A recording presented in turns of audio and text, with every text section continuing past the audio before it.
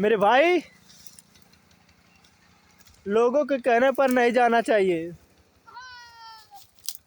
20 साल पढ़कर मैंने कुछ नहीं कर पाया, तो क्या पढ़ाई छोड़ दिया? नहीं।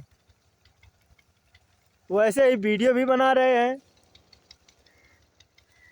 कुछ नहीं होगा तो तजुर्बा मिलेगा। लाइक नहीं मिलता, व्यूज नहीं जाता। क्या हुआ मेरे भाई? लोग आज नहीं सपोर्ट कर रहे हैं तो कल ज़रूर करेंगे। इसी उम्मीद में वीडियो बना रहे हैं। देखो मेरे पीछे पब्लिक है, लोग क्या बोलेगा भाई? मेरे को कोई कुछ देता है? कुछ नहीं। इसलिए लोगों के कहने पर मत जाओ भाई। जो करना है वो करो।